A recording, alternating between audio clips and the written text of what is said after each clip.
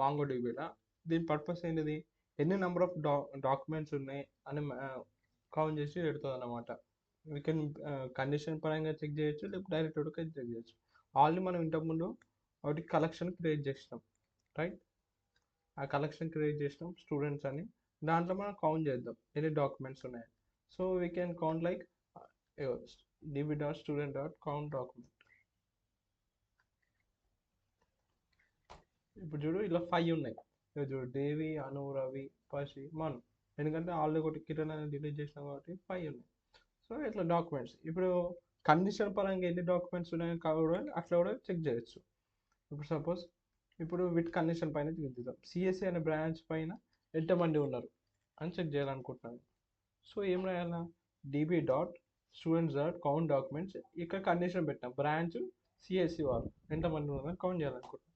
చూడు 2 మెంబర్స్ ఉన్నారు. వాళ్ళు ఎవరెవరు, చూడు మను సిఎస్సి, మళ్ళీ పసి కాదు, మళ్ళీ అను సిఎస్సి.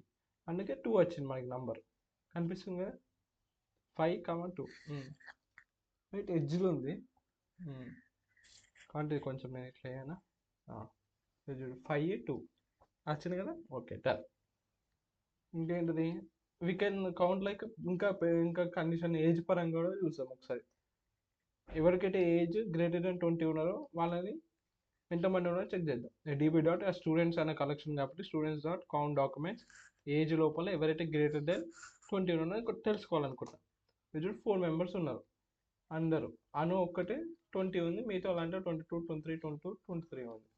సో అందుకే 4 కాబట్టి 4 అట్లా కౌంట్ అనేది పనికి వస్తుంది అనమాట మాంగో డిబిలో.